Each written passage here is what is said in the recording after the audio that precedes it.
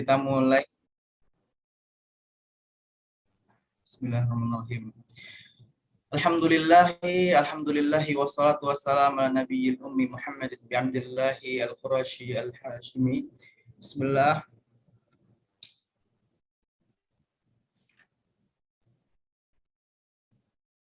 Puji syukur puji syukur kita bisa bertemu pada malam hari ini di acara webinar, walaupun online tapi nggak apa-apa. Pada hari Jumat 4 Maret 2022.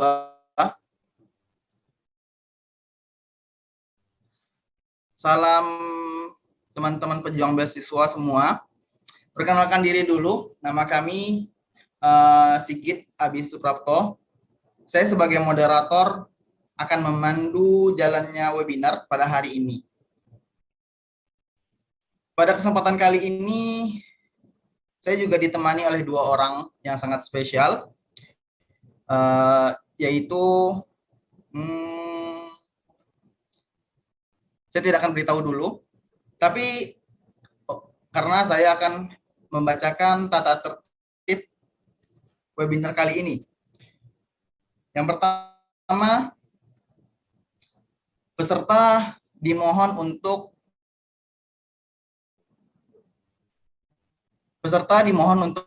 mematikan mikrofon selama webinar berlangsung. Maaf.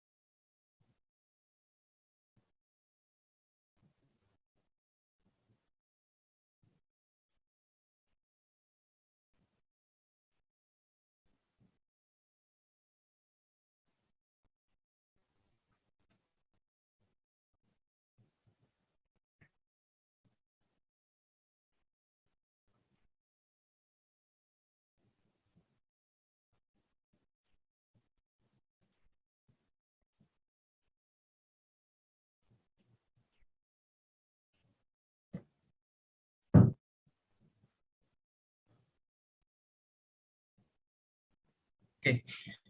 Maaf karena ada beberapa kendala. Saya ulangi, saya akan membacakan tata tertib dan peraturan pada webinar kali ini. Yang pertama, peserta wajib memberi display name pada Zoom meeting dengan format nama instansi, seperti dengan format nama underscore instansi, seperti Budi Universitas Indonesia. Yang kedua, peserta dimohon untuk menonaktifkan mikrofon selama webinar berlangsung, kecuali mendapat kesempatan bertanya pada sesi tanya jawab. Yang ketiga, peserta diharapkan untuk mengaktifkan kamera dan menggunakan virtual background yang telah kami sediakan. Yang keempat, peserta wajib mengisi form presensi webinar. Aku itu ini soalnya masih yang akan di-share panitia di akhir acara, serta mengisi nama lengkap sesuai formulir pendaftaran. Yang kelima, peserta dapat bertanya dengan fitur raise hand atau melalui fitur chat di kolom komentar Zoom. Yang keenam, suaranya putus. Maaf. Peserta dapat mengaktifkan mikrofon setelah dipersilahkan oleh moderator untuk bertanya secara langsung.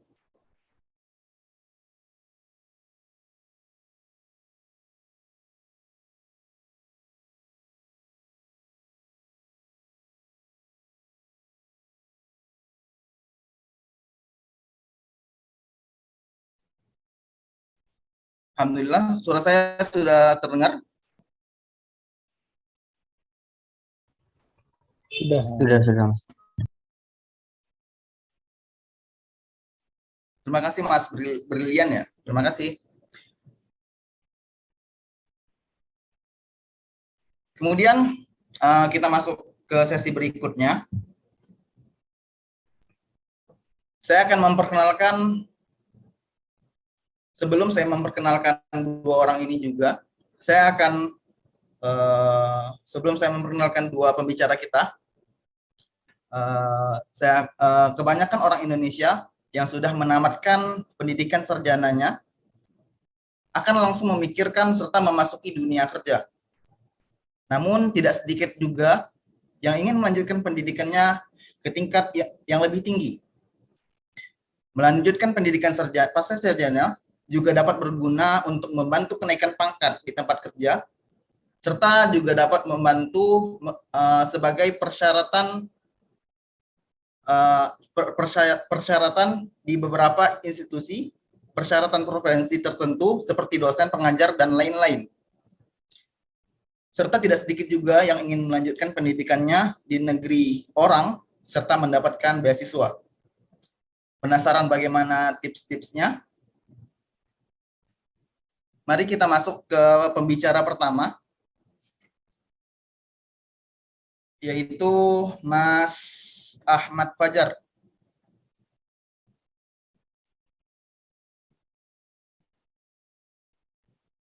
Mas Ahmad Fajar. Ya, Assalamualaikum. Assalamualaikum, Mas. Waalaikumsalam warahmatullahi wabarakatuh. Nah, Mas Fajar, sehat ya, Mas? Alhamdulillah. Gimana Ustaz kabarnya? Alhamdulillah sehat. Nah, beliau ini adalah Mas Ahmad Fajar. Beliau bertempat tinggal di Indonesia, di Jakarta Selatan. Mahasiswa program Magister atau Master di Universitas King Abdul Aziz. Kemudian untuk tahapan belajarnya, beliau menyelesaikan program sarjananya di UHAMKA, Universitas Profesor Dr. Hamka, pada jurusan Teknik Informatika ya, Mas? Betul. Kemudian lulus pada tahun 2015 sebagai mahasiswa dengan lulusan terbaik. Masya Allah. Kemudian juga ketika beliau mengambil program sarjana, sering mendapatkan beasiswa dari beberapa institusi. Sekarang sedang menempuh pendidikan master di jurusan Computer Science. Masya Allah, di Universitas King Abdul Aziz di Jeddah, Saudi Arabia.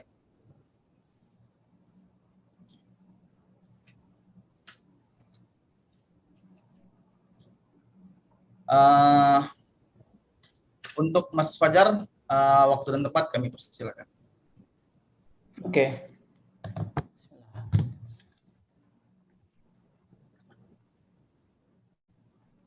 Saya coba bagi share screen ya. Silakan, Mas.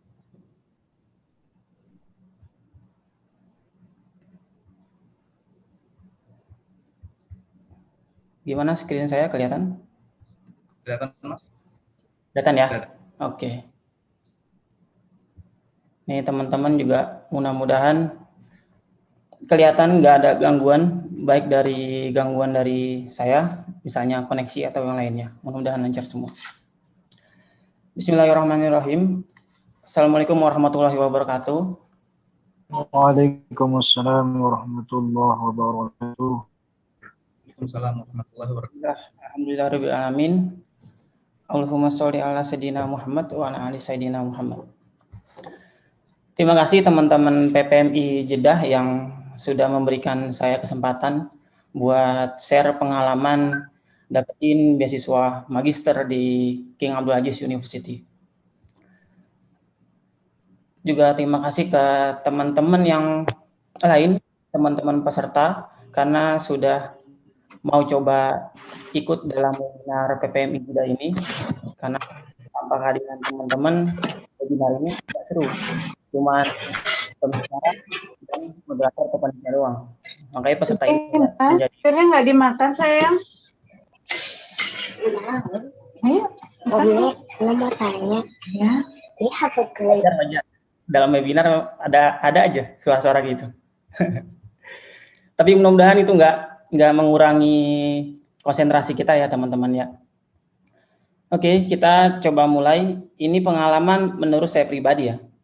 Karena walaupun kita satu jurusan, satu mata kuliah, saya yakin pengalaman seseorang itu pasti beda-beda antar satu dengan yang lainnya. Jadi ini menurut saya pribadi, kalau teman-teman nonton YouTube atau baca di blog-blog orang-orang, pengalamannya beda dengan saya, itu wajar. Nah ini sama kayak tadi moderator memperkenalkan diri saya lulusan dari kampus swasta di Jakarta, namanya Universitas Muhammadiyah Profesor Dr. Hamka. Sekarang lagi kuliah pasca sarjana di FCIT, Faculty of Computer Science and Information Technology. Masih kerja juga secara full time jadi software engineer di sebuah startup di Jakarta. Saya juga tertarik di bidang teknologi, hubungan politik internasional, ekonomi dan politik. Jadi kalau teman-teman mau diskusi lebih lanjut tentang itu, boleh colek saya di Instagram atau di email. Sekarang saya lagi baca bukunya Dale Carnegie. Ini buku lama sih. Namanya, judulnya itu How to Win Friends and Influence People. Belum selesai, baru setengah buku. Lanjut. Ini yang akan kita bahas ya teman-teman. Tentang Arab Saudi yang saya tahu. Atmosfer kuliah di King Abdul Aziz University yang saya rasain. Beasiswa yang penuhnya Masya Allah minta ampun. Kemudian yang terakhir, prosedur dapetin beasiswa itu. Jadi kalau ada yang kita bahas di luar ini, boleh. Dengan syarat yang masih dalam koridor. Sebelum kita lanjut, saya ingin tanya. Teman-teman tahu nggak ini ada di mana? Teman-teman panitia tahu ada di mana? Brazil. Oh, Amazon. Indonesia nih. Indonesia. Waduh. Raja Ampat nih. Waduh. Bali, Ini ada di Saudi. Bali. Padahal nggak tahu semua ini. Ini ada di Saudi Arabia, teman-teman. Salam. Namanya Kandil Forest. Ini ada di Laut Merah. Kemudian ini ada di mana? Ini juga ada di Saudi Arabia. Tepatnya di Nery, di bagian utara Saudi Arabia. Ada salju di sana.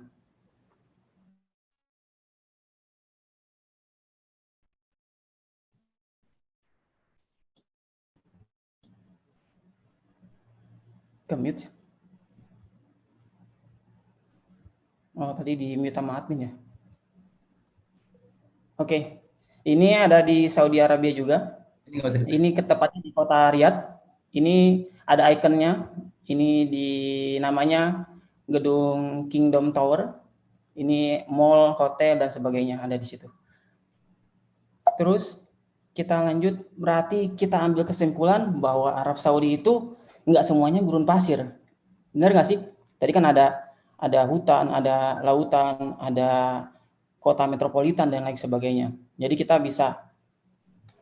bisa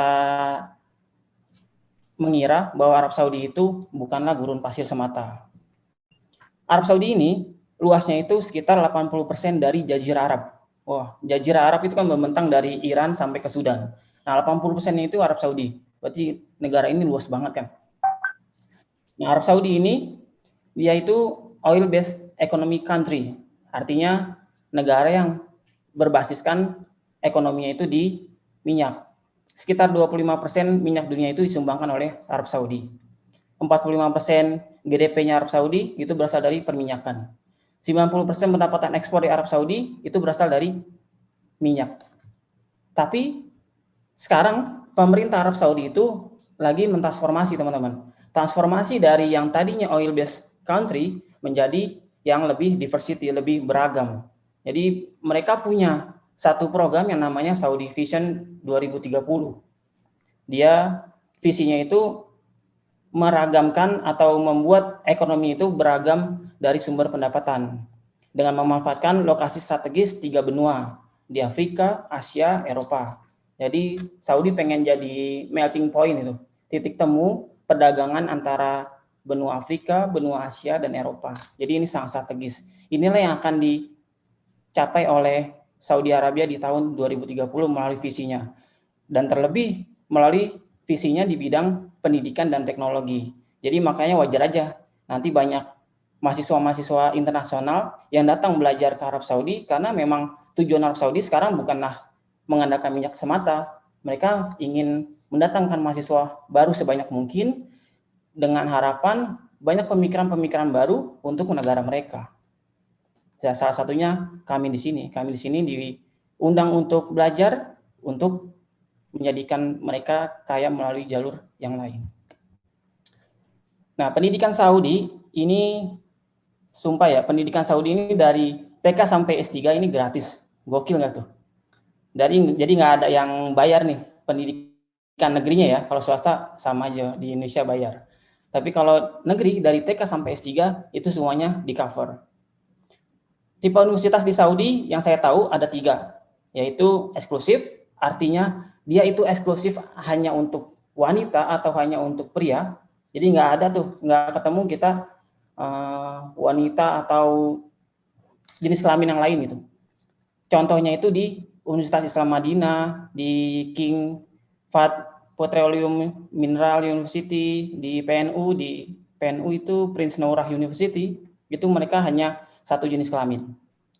Nah, yang kedua ada semi eksklusif, putra dan putri terpisah kampusnya. Contohnya ini di King Abdulaziz University. Kita menerima putri dan putra. Nah, tapi belajarnya itu satu waktu. Misalnya kita satu dosen ada putra dan putrinya. Cuma kita nggak dalam satu ruangan. Kita beda gedung, kita disambungkan melalui voice conference atau ada sistem yang terbaru namanya Blackboard gitu. Kayak online learning-nya gitu. Jadi kita cuma bisa dengar suara si putrinya. Yang ketiga campuran, putra dan putri digabung, itu bisa teman-teman temui di King Abdullah University Science and Technology di daerah Tual. Di sana memang spesial, putra dan putri bisa tanpa ada pembatas gitu. Nah, kita fokus ke kampus kita ini, King Abdulaziz University. King Abdulaziz University ini dia universitas publik yang dosen asingnya sekitar 50% dosennya itu dosen asing. Luasnya itu luas banget, 850 hektar. Bandingin sama universitas terluas di Indonesia itu Universitas Sriwijaya. Dia hanya sekitar 700 hektar. Nah, kalau King Abdulaziz University ini 850 hektar. Mantap kan? Luas banget. Nah, untuk menjadi dosen di King Abdulaziz University, dia harus S3 dulu. Even untuk mahasiswa S1. Jadi S1 itu diajar oleh S3. Kalau di Indonesia kan S1 bisa diajar oleh S2. Tapi kalau di sini nggak bisa. 95% dosennya itu berasal dari top universitas dunia. Contohnya di fakultas saya, di Fakultas Komputer, rata-rata dosen kami itu berasal dari universitas di Inggris sama Amerika. Selebihnya jarang sih. Pasti dari kedua negara itu. Karena memang Saudi punya jalin kerjasama dengan dua negara itu. Ini ranking terhadap Universitas King Abdulaziz. Ini sumbernya dari US News ya. Memang banyak ranking di dunia kayak QS ranking atau Times Higher Education ranking dan sebagainya. Tapi saya pilih US News karena ranking ini satu page itu udah mencakup semuanya. Jadi nggak usah saya browsing lagi. Ini udah satu page langsung disediain oleh mereka. Interface-nya bagus. Nah, King Abdulaziz University ini dia menjadi kampus terbaik di Arab Saudi, nomor 1. Kemudian kampus nomor 4 terbaik di Asia, dan kampus nomor 44 terbaik di dunia.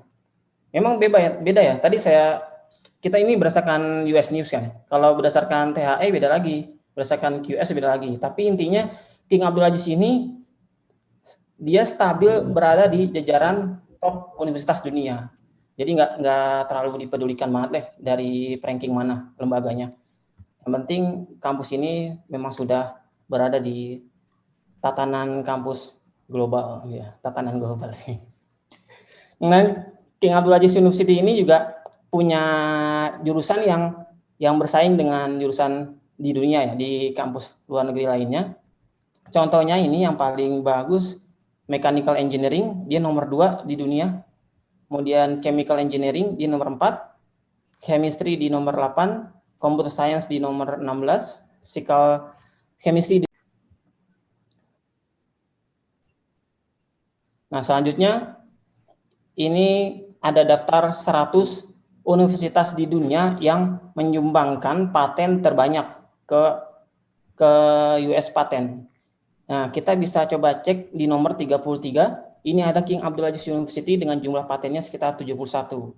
Kebetulan saya juga lagi tergabung di tim paten yang baru. Insya Allah nanti dalam waktu dekat kami akan menerbitkan paten. Kemudian lanjut. Nah, di samping tadi luasnya kampus dan sebagainya, tentu fasilitas yang ditawarkan oleh kampus juga banyak ya teman-teman ya. Yang pertama ini ada, ini itu fasilitasnya sebenarnya nggak bisa dalam satu slide PowerPoint ini aja, banyak fasilitasnya, nanti teman-teman bisa browsing aja. Tapi fasilitas ini yang sering kita mahasiswa internasional pakai. Yang pertama di stadion, ini punya stadion bola sendiri. Di stadion bola itu ya stadion pada umumnya ya, ada jalur lari, ada atletik, ada lapangan sepak bolanya, dan ada tribun di kanan kirinya. Kemudian di bawahnya ada kolam renang. Ini kolam renang juga bisa dipakai oleh teman-teman mahasiswa internasional. Alhamdulillah sekarang baru dibuka kolam renangnya, dulu masa pandemi ditutup. Dan yang di atasnya ini ada bus kampus. Ini mohon maaf, saya nggak punya gambarnya. Ini ngambil gambar dari internet contohnya. Bus kampus ini menyediakan jasa antar jemput ya. Antar jemput dari Sakan ini dari asrama mahasiswa ke universitas. Karena asrama mahasiswa dengan universitas itu jaraknya cukup jauh, sekitar 30 menit perjalanan dari asrama ke universitas. Jadi kita disediain bis oleh kampus. Jadi nggak usah pakai kendaraan sendiri. Kita juga dapat wifi, full wifi seluruh area kampus dan seluruh area Sakan dengan kecepatan kecepatannya stagnan ya, kecepatan sekitar 190 sampai 200 sampai 300 Mbps. Lumayan lah buat buka situs berita, sekedip aja udah buka. Kemudian ini di bawahnya ada rumah sakit. Jadi kalau teman-teman ada keluhan di badannya, bisa berobat ke rumah sakit ini dengan tanpa biaya, gratis artinya. Sudah ditanggung oleh beasiswa. Dan ini contoh dari asrama mahasiswa ya. Asrama mahasiswanya ini asrama mahasiswa yang baru. Jadi kalau mau lihat asrama mahasiswa yang lama atau asrama mahasiswa yang tipenya family, itu teman-teman bisa coba browsing di YouTube aja, karena ini tadi baru saya ambil. Ini kamar saya sendiri, jadi mohon maaf kalau terlihat berantakan. Ini kamarnya itu cukup luas, luasnya itu sekitar 4 kali 5 luasnya, itu cukup luas. Kita disediain juga meja belajar full set, meja dan kursinya, kemudian kasurnya dapat juga, kemudian ada penyangga kasur sebenarnya dapat juga, tapi ini saya copot. Kita dapat AC, kita dapat kulkas juga, kita dapat lemari juga. Jadi alhamdulillah banyak yang kita dapatkan. Nah, selain itu kita juga di dalam asrama kita satu flat. Satu flat itu ada sekitar 4 kamar. Nah, 4 kamar itu ada sekitar 2 kamar mandi, 1 dapur.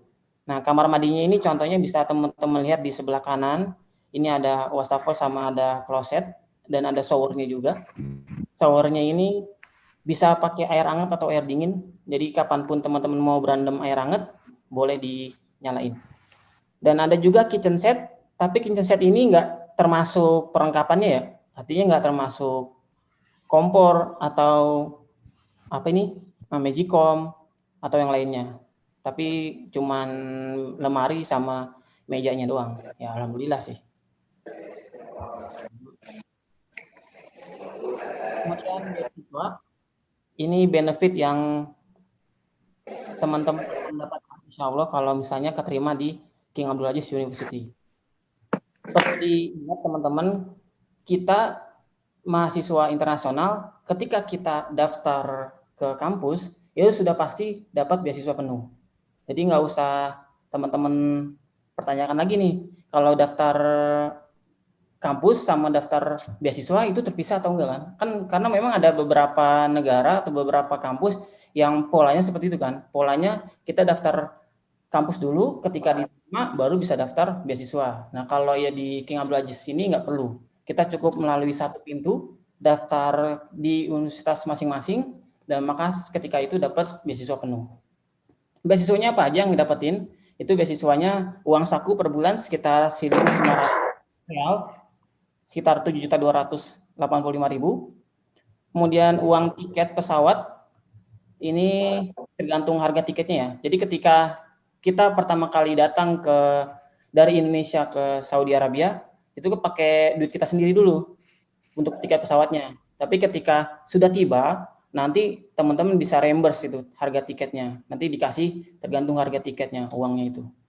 Nah, juga ada uang kedatangan. Jadi ketika teman-teman baru datang ke Saudi dari Indonesia, itu dapat uang kedatangan sekitar 1.800 real.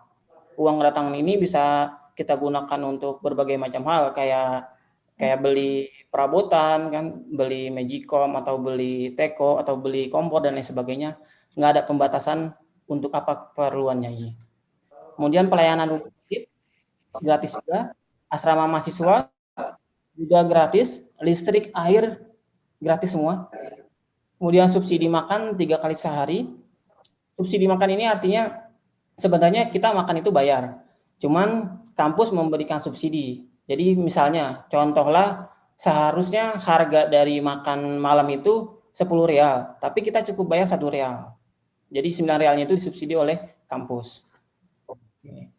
Uang buku setiap 2 semester sekali 900 real, kita bisa gunakan ini untuk keperluan membeli buku.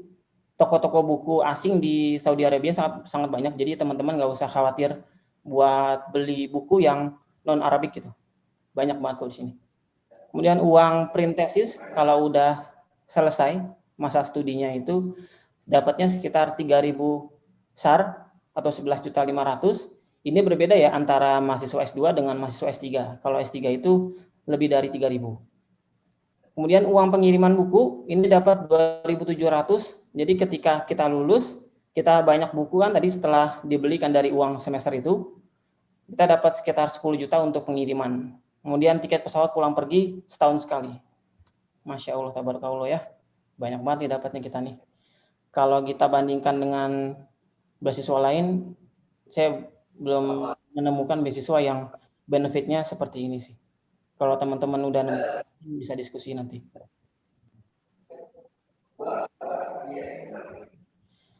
Kalau teman-teman ada yang mau disanggah atau ada pertanyaan, gimana panitia? Mau langsung di sini atau nanti ada sesi sendiri? Sesi sendiri ya? Insya Allah Ustaz, kita nanti di akhir sesi ada Q&A. Oke, siap. Oke, tadi kan beasiswanya ya. Ini cara dapetin beasiswanya itu atau prosedurnya itu gimana sih? Teman-teman cukup kunjungi ini bit.ly beasiswa Pas Sarjana KU. Sebenarnya bukan ini alamatnya, tapi ini udah saya singkat karena alamatnya itu panjang. Jadi biar memudahkan teman-teman bisa pakai link ini aja. Saya nggak dapat apa-apa kok dari ini. Kemudian formulir pendaftaran juga bisa diakses di sini.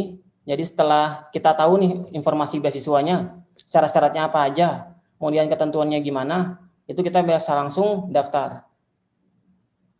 Untuk periode sekarang ini paling telat sih bulan Syakban ini kalau nggak salah nih, udah tutup pendaftaran.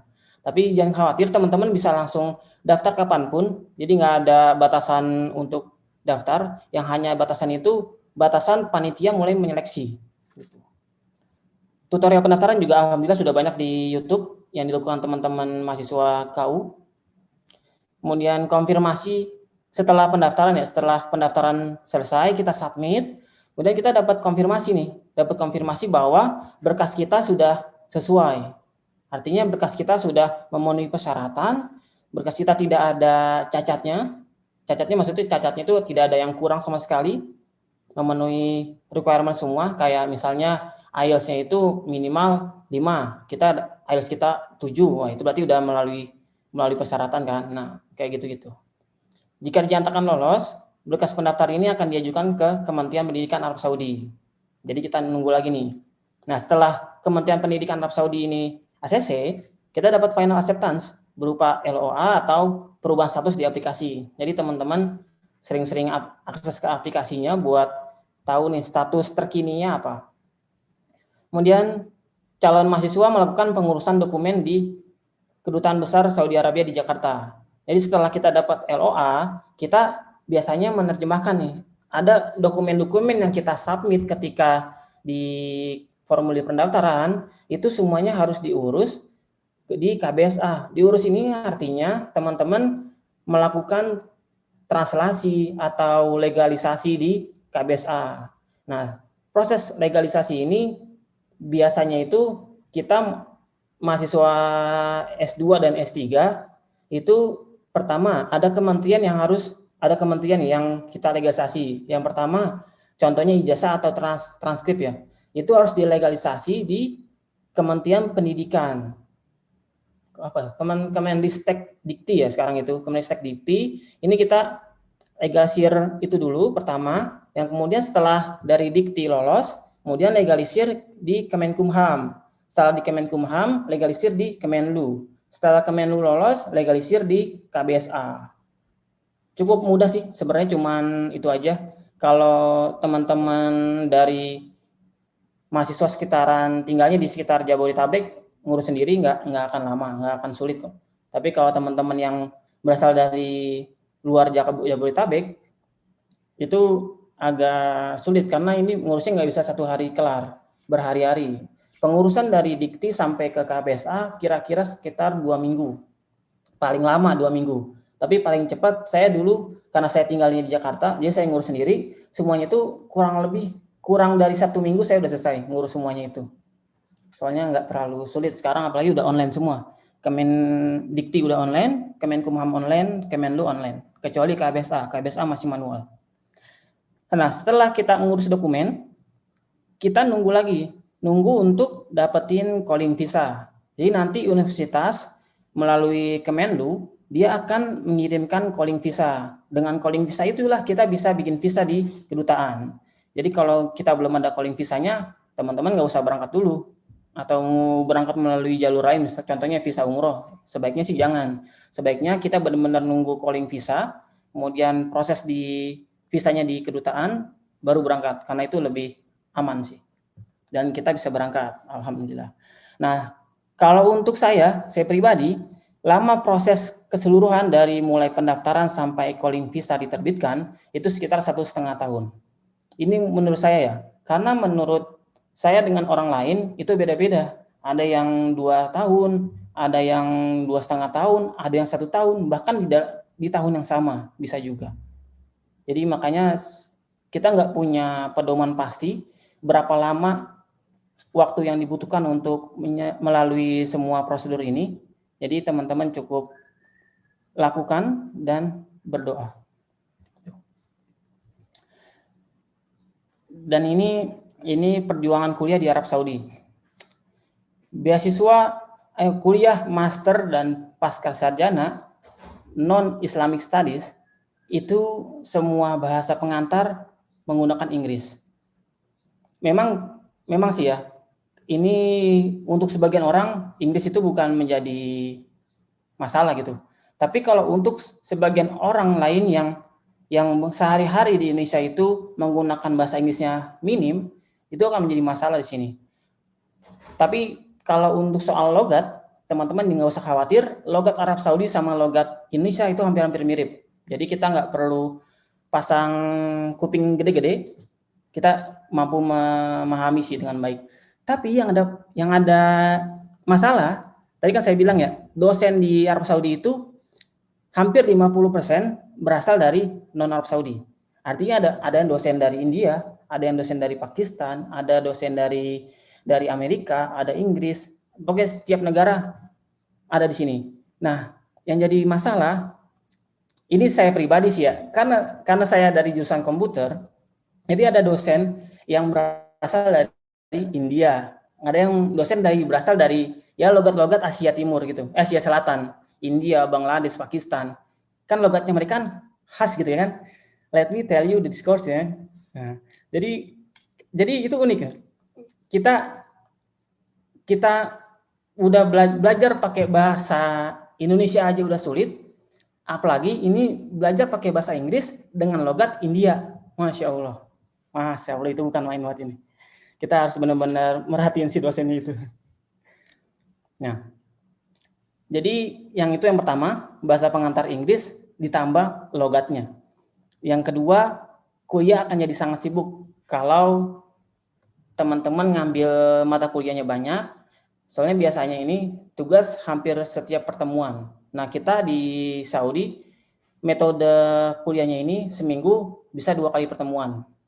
Jadi banyak tugas di situ. Karena dosen Arab Saudi ini yang tadi kita bilang bahwasanya mereka ini rata-rata lulusan Amerika Serikat. Amerika Serikat ini dia menganut sistem banyak tugas. Jadi ya di bawah sampai mereka jadi pengajar. Jadi kita akan sangat sibuk. Kemudian ketiga, ini kita mengatur waktu antara kuliah, kerja, dan riset akademik. Ini bagi teman-teman yang nggak kerja di manapun ya, atau kita fokusnya cuman kuliah dan riset. Tapi kalau bagi saya, karena saya ada pekerjaan di Indonesia yang nggak bisa saya tinggalkan, jadi harus ngatur waktunya benar-benar tuh. Kalau saya kan Indonesia kerja jam 9 sampai jam 6 sore. Berarti jam 9 pagi di Indonesia itu berarti jam 5 pagi di Arab Saudi. Jadi saya harus bangun jam 5 pagi untuk daily stand up meeting, kemudian sambil kerja sampai jam 2 siang. Nah, setelah jam 2 siang selesai, kerjaan di Indonesia selesai, lanjut lagi kuliah. Kuliah selesai, lanjut lagi baca-baca paper atau riset akademik yang kolaborasi dengan dosen atau mahasiswa lainnya. Itu benar-benar very tight banget sih, very ketat banget waktunya. Jadi teman-teman harus bisa ngatur waktu antara semua hal itu. Yang keempat, ekspektasi jangan terlalu tinggi. Maksudnya di sini itu gimana ya? Di sini banyak kompetisi. Kompetisi apapun itu, kompetisi pidato atau kompetisi ngoding, hackathon, kalau di computer science, kompetisi nulis paper atau yang lainnya, kita boleh gabung ke situ. Tapi ingat, ekspektasi kita jangan melebihi, jangan tinggi-tinggi kalau menurut saya ya. Karena ketika ekspektasi kita terlalu tinggi, kita malah jadi stres. Wah, ini nggak dapat juara, nggak dapat penghargaan atau apapun. Nah, karena kita ekspektasi terlalu tinggi, jadi ya kita bisa stres karena itu. Jadi kalau mau kuliah dimanapun itu, sebisa mungkin sih harus melihat realitanya bagaimana. Yang terakhir, ini perjuangan kuliah di Arab Saudi yang benar banget. Mobilitas terbatas karena tidak ada transportasi publik. Ini yang sangat saya sayangkan ketika saya pertama kali tiba di Arab Saudi. Jadi kita di sini kan namanya mahasiswa internasional. Kita nggak punya kendaraan pribadi dong, nggak punya mobil, nggak punya motor atau yang lainnya. Kita cuma mengandalkan transportasi publik. Tapi sayangnya di sini transportasi publik itu belum memadai senyaman di Jakarta. Di sini belum ada yang namanya bus umum. Jadi bus umum itu baru melayani rute-rute tertentu. Jadi rute-rute sampai ke pinggiran kota itu belum ada. Kemudian di sini juga ada kereta, tapi keretanya itu baru kereta dari Mekah ke Madinah. Jadi belum ada kereta inner city ya, belum ada kereta di dalam kota. Kemudian juga nggak ada yang namanya pokoknya transportasi umum deh. Nah, tapi kalau transportasi online di sini ada transportasi online kayak Gojek, Grab atau Uber, itu di sini ada. Cuma mereka nggak punya transportasi online berupa motor. Semuanya berupa mobil, semuanya jadinya. Dan kalau kita mau kemana-mana, berarti kita harus pakai taksi. Nah, taksi itu harga di taksi di sini itu terbilang nggak murah sih. Misalnya kalau kita mau berangkat dari kampus menuju asrama, itu biasanya sekitar 15 real. Walaupun memang secara jarak itu dekat banget. Tapi ya 15 real, lumayan. Kalau sekali jalan 15 real, 2 kali jalan 30 real. Atau mau kemanapun itu. Jadi itu mobilitas masih terbatas di sini karena nggak ada transportasi publik. Ini sih perjuangan kuliah, tapi dengan perjuangan kuliah seperti ini, kita masih bisa mengambil nikmatnya sih. Karena sebenarnya kalau menurut saya ya, kuliah itu kita membeli situasi, teman-teman. Situasi yang mana kita mendorong kita itu untuk belajar, mendorong kita untuk berjejaring, mendorong kita untuk berdiskusi, mendorong kita untuk terus bergerak gitu. Jadi kita bukan membeli ilmunya, tapi kita membeli situasinya. Karena tanpa kita kuliah, kita nggak mungkin dapat privilege itu. Kita nggak mungkin dapat pengalaman-pengalaman itu. Oke. Nah, ini perkataan dari Abraham Lincoln yang sering saya kutip. Jika saya diberi waktu 6 jam untuk menebang pohon, akan saya gunakan 4 jam pertama untuk mengasah kapak. Berarti dia maksudnya ini kita harus benar-benar meluangkan waktu semaksimal mungkin di persiapan. Kalau teman-teman mau daftar beasiswa, berarti sebisa mungkin usahakan persiapan untuk mendaftar beasiswa itu maksimal. Jadi ketika pendaftaran beasiswa itu dibuka, udah kita langsung lamar, udah nggak usah susah payah untuk ngumpulin lagi. Perjuangan saya mendapatkan beasiswa itu sebenarnya King Abdul Aziz ini bukan beasiswa, bukan target saya semata gitu. Ketika daftar mungkin ada sekitar 5 atau ya kurang dari 10 lah, sekitar 10 kampus, sekitar 10 lembaga beasiswa. Jadi saya percaya ketika kita memanah untuk mendaftar beasiswa, saya akan gunakan busur panah saya itu ke sebanyak target mungkin. Karena saya percaya satu busur panah pasti akan tertuju. Jadi panahlah ke semua penjuru, pasti satu akan tertuju. Mungkin itu saja yang bisa saya sampaikan. Kalau teman-teman mau diskusi, boleh kita lanjutkan di sesi pertanyaan nanti. Terima kasih teman-teman panitia dan peserta. Assalamualaikum warahmatullahi wabarakatuh. Waalaikumsalam warahmatullahi wabarakatuh. Terima kasih Mas Ahmad, keren sekali sih, keren sekali.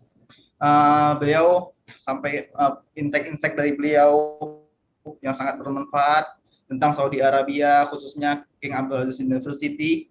Kemudian salah satu quotes yang dari beliau, kuliah itu membeli situasi yang mendorong kita belajar serta berkembang. Keren sekali. Masya Allah. Terima kasih Mas Ahmad. Selanjutnya kita beranjak mendengarkan ke pembicara yang kedua. Beliau adalah mahasiswa program doktoral atau S3. Beliau menyelesaikan program sarjana di UAD, Universitas Ahmad Dahlan, Yogyakarta, dengan program jurusan Bahasa dan Sastra Arab. Kemudian mengambil program master di Maroko di bidang ilmu pendidikan pengajaran bahasa Arab Universitas Muhammad V. Kemudian sekarang di doktoral, dan selama pendidikannya sudah mendapatkan 13 beasiswa dari instansi dalam negeri maupun luar negeri. Masya Allah, kita berikan waktu dan sempat kepada Ustadz Ahmad Lukman Hakim. Persilakan. Halo, assalamualaikum warahmatullahi wabarakatuh. Hayyakumullah wa bayyakum, as'adallah masa'akum. Hello everyone, selamat sore waktu Saudi Arabia.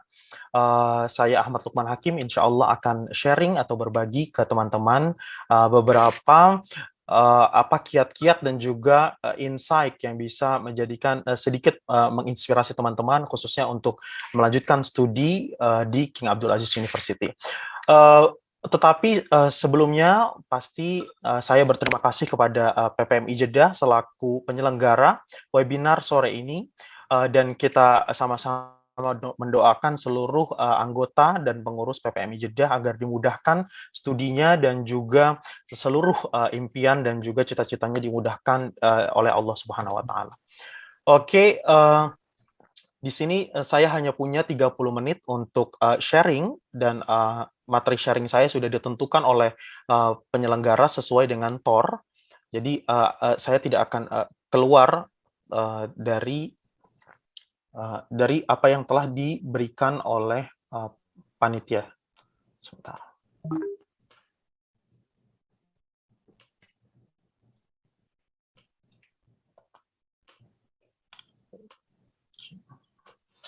Iya, saya tahu di Indonesia sekarang sudah malam hari, tapi melihat partisipan yang ada itu menunjukkan bahwasannya banyak sekali yang antusias ingin melanjutkan studi ke Arab Saudi dengan berbagai motivasi dan latar belakang, ya. Tanpa melihat latar belakang dan motivasi dan apa yang ada di belakang itu, kita marilah kita sama-sama brainstorming dan juga kira-kira apa saja sih yang harus kita siapkan untuk apply S3 atau S2 di King Abdul Aziz University. Oke, sebelumnya suara saya jelas dan gambar terlihat dengan jelas? Ya, Ustaz. Oke, jelas. Oke, ala barakatillah. Ya, saya Ahmad Lukman Hakim. Tadi sudah disampaikan saya dari S1 UAD, S2 Maroko, S3 di Saudi Arabia, lalu exchange di University Malaya dan Swiss Canal University, juga Foscari University di Italia, dan ini beberapa grant dan scholarship yang telah saya dapatkan sebelum beasiswa dari Saudi Arabia. Jadi itu. Lalu juga di kampus dari S1 saya bergelut dalam bidang bahasa Arab, baik aktif secara mengikuti kompetisi debat bahasa Arab tingkat nasional dan internasional di IIUM, sampai terus juga exchange di University Malaya, di Swiss Canal University di Mesir, lalu ini ketika di Maroko, ini ketika di Kolam Walau Center, ini ketika conference di Italia, dan di beberapa studi trip dan juga conference di Eropa seperti di Vatikan, Belgia, Belanda, Portugal, dan lain-lain. Oke. Itu hanya sedikit pengenalan sebelum kita masuk kepada intinya. Ya, sekarang saya mahasiswa doktoral S3 di King Abdul Aziz University di Jeddah. Ya, Jeddah hanya berjarak 50 menit ya ke Masjidil Haram. Jadi itu salah satu privilege yang saya sebutkan sebelum intinya. Jadi itu bisa jadikan motivasi juga. Salah satu motivasi mungkin yang ingin beribadah sambil belajar ya. Meskipun belajar sendiri itu beribadah. Mau belajar di semua negara, Indonesia pun itu ibadah. Tapi kalau mau sekalian umroh atau dapat kesempatan haji insya Allah gitu, itu bisa apply ke Saudi. Oke, studying abroad atau kuliah di luar negeri. Ya, pasti di sini banyak yang ingin kuliah di luar negeri ya, dengan berbagai macam sebab atau latar belakang. Tapi ingat, ada disadvantage sama advantage-nya. Ada kelebihannya dan ada kekurangannya. Tapi sebelum kita masuk, saya ingin memberitahu bahwasannya saya tidak akan memberikan contoh motivation letter, saya tidak akan memberi contoh CV saya gimana supaya di-approve dan lain-lain. Itu semuanya, setiap orang punya ciri khas masing-masing dan punya kelebihan masing-masing. La tu'tini samakah walakin 'allimni kaifa astad. Ini apa? Jangan beri saya itu ikan, tapi ajarilah saya itu bagaimana cara memancing ya, supaya kalau udah tahu caranya memancing maka akan dapat ikan banyak. Kalau cuma beri contoh ini nanti malah nanti malah tidak fokus, tidak bisa memberikan atau show off apa kelebihannya setiap individu seperti itu. Pasti di sini ada kelebihannya: see the world, education, take in a new culture, on your language skill, career opportunities ya. Pasti untuk melihat dunia, terus juga pendidikannya, merasakan pendidikan yang sekelas internasional, bagaimana dengan culture yang berbeda, seperti di Saudi misalnya pakai thawb ya, jubah, pakai shimak, pakai igal, terus juga bagaimana misalnya di Eropa ada 4 musim, terus ada culture yang berbeda, makanan lah atau apa, terus juga language skill tadi sudah disampaikan. Di sini ada juga language barrier, kalau seandainya bahasa Inggrisnya kurang bagus, nanti bagaimana komunikasinya. Terus juga bahasa Arab juga jadi penting juga untuk komunikasi di luar kelas atau di luar universitas. Jadi mau tidak mau juga sedikit belajar juga bahasa Arab, walaupun di jurusan umum yang full English ya. Terus juga career opportunities. Kita berkompetisi bukan hanya dengan teman-teman yang kuliah di luar negeri, tapi juga yang di dalam negeri. Dan yang kuliah di dalam negeri itu juga kualitasnya juga tidak dapat kita ragukan. Jadi kualitasnya itu juga tidak menjamin kuliah di luar negeri itu punya kualitas yang lebih baik daripada yang kuliah di dalam negeri. Tidak ya. Jadi career opportunities ini networknya, jaringannya sesama alumni Saudi atau sesama alumni US dan lain-lain.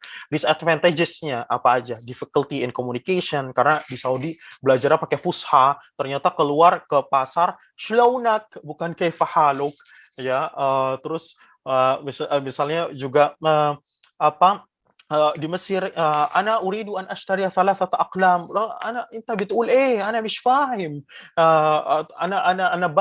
أنا عاوز ألم تلتها. Mereka baru paham ketika kita ngomong amiyah gitu. Jadi sama kayak yang kuliah di UK atau di beberapa English speaking countries, mungkin ada slang English gitu. Ini juga communication barrier.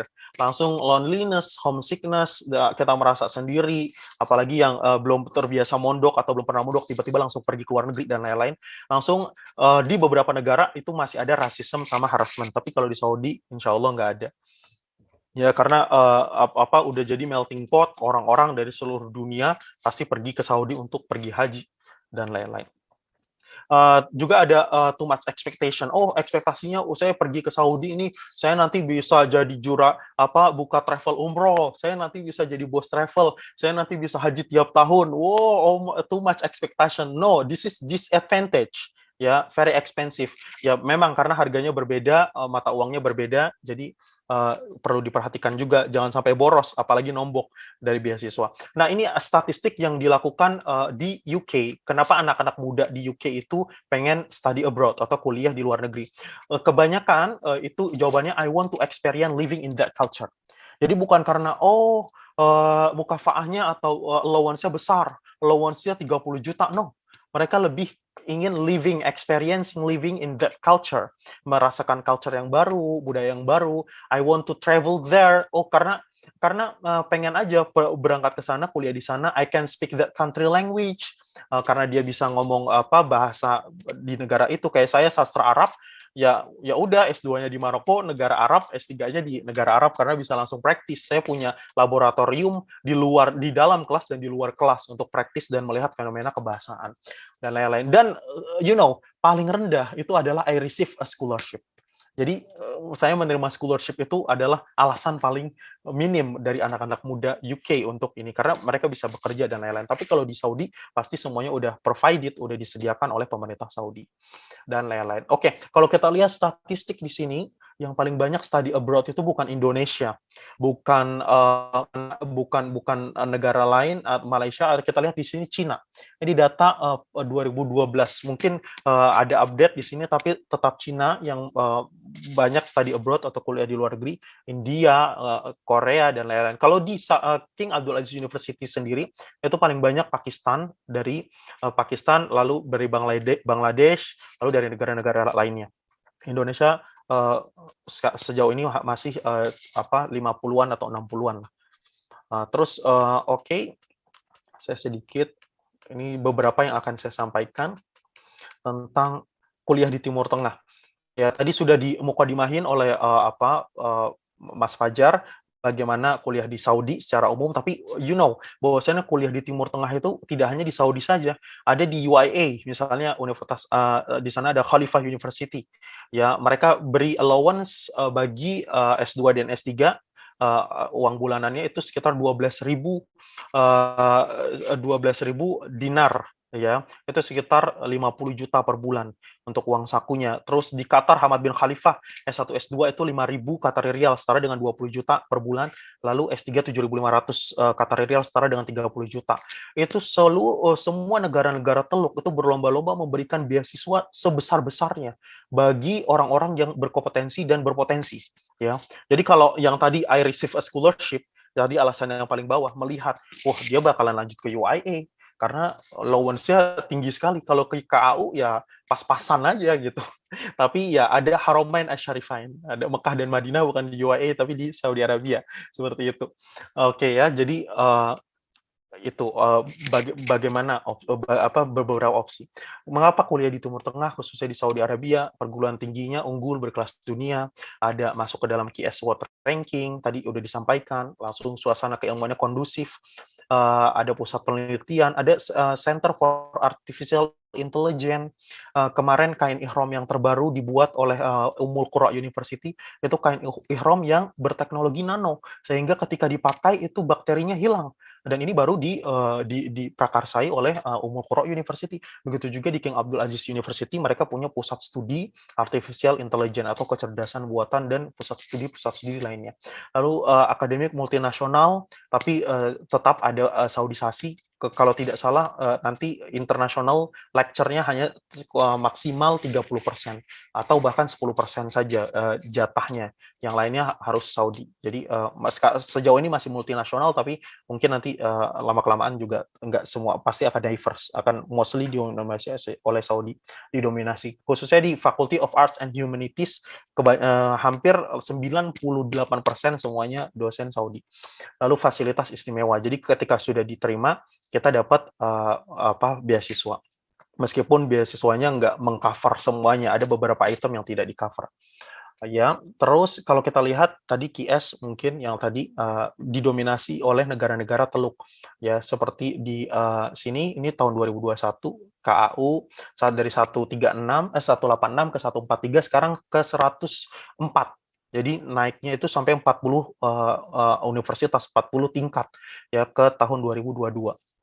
KAU sejauh ini masih leading in the Middle East. Ini tahun 2002 masih peringkat 1 lagi ke se-Arab regional Arab ya, dari Turki, dari negara-negara Teluk sampai Afrika Utara sampai Maroko. Di sini ada dari Saudi, UIA tadi, Khalifah University yang saya sebutkan, Qatar University, Saudi Arabia, King Saud, Oman, Mesir dan lain-lain. Oke, saya percepat langsung. Mahasiswa Indonesia di Saudi ini sejauh ini jumlahnya ada 1.418 dan mahasiswanya 1.372, mahasiswi hanya 46. Jadi banyak sekali peluang dan besar sekali peluang ketika mahasiswi itu apply, apalagi sekarang sudah diubah peraturan mahram. Jadi kampus yang wanita satu-satunya saja di Prince Nora itu sudah tidak mewajibkan lagi mahram, apalagi kampus seperti King Abdul Aziz dan lain-lain. Karena sudah ada yang bertanya di King Abdul Aziz University melalui Deanship Student Affair, Deanship of Graduate Affair, itu wajib pakai mahram apa enggak female applicant? Katanya tidak, seperti itu. Ya, jadi yang aplikan yang female bisa silakan apply. Nanti saya kasih tahu apa aja jurusan yang tersedia untuk female applicant sama male applicant. Ya, ini tadi sudah disebutkan pelayanan kesehatan dan lain-lain. Ya, bisa ikut kajian ulama dan lain-lain. Saya akan percepat langsung ke. Ya, kalau kita lihat memang kalau kita lihat anggaran pendidikan di Saudi Arabia termasuk juga anggaran terbesar di semua aspek. Jadi anggaran terbesar tahun 2022 adalah pertama anggaran kesehatan, yang kedua anggaran ar-riyadhah atau watarfih, anggaran pariwisata dan juga olahraga dan lain-lain. Yang ketiga itu anggaran ta'lim atau pendidikan. Jadi ada 3 aspek itu yang diprioritaskan untuk 2022 oleh pemerintah Arab Saudi. Makanya kita tidak heran melihat fasilitas seperti ini di Prince Nora University, kampus yang memiliki tram sendiri di dalam kampus. Jadi mereka pergi dari satu gedung ke gedung lainnya, itu mahasiswi-mahasiswi melalui tram, ya. Oke, saya percepat. Ya, ini tramnya Jadi dari asrama ke satu gedung ke gedung lainnya, ini kelasnya di PNU, ini standar kamar di mahasiswi di Princess Nora University. Bisa bayangin ya, jadi ya meskipun sangat berbeda dengan King Abdul Aziz University, tapi paling tidak ini bisa dijadikan lihat. Dan ini bagaimana kita lihat surat kabar itu bagaimana ambisi Saudi Arabia dan juga upaya yang dilakukan Kementerian Pendidikan Arab Saudi untuk gimana caranya dalam 2030 ada 6 kampus Saudi Arabia yang masuk top 100 dunia. Jadi KU ini masih 104, nanti gimana caranya 2030 harus top 100 bahkan top 50 dunia. Jadi dengan caranya misalnya semuanya dijadikan semua publikasi jurnal harus berbahasa Inggris, harus bagaimana lah, pasti terasa atau international student-nya harus semakin banyak. Jadi peluang teman-teman untuk apply untuk kuliah di Saudi semakin besar, karena ini mereka salah satu indikator ranking dunia adalah international student. Jadi teman-teman bisa apply. Lalu ini adalah King Abdul Aziz University. Transforms it. Saya percepat. That knowledge is only the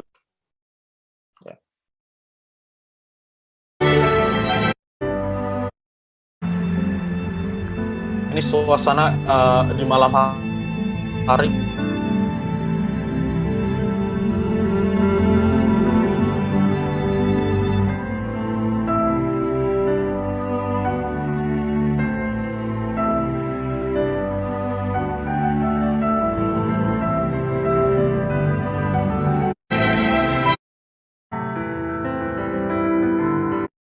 The campus of K University in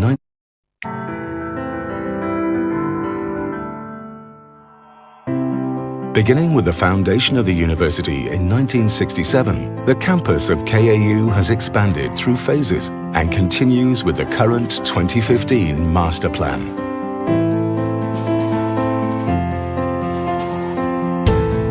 Kita lihat di sini perluasan selalu terjadi.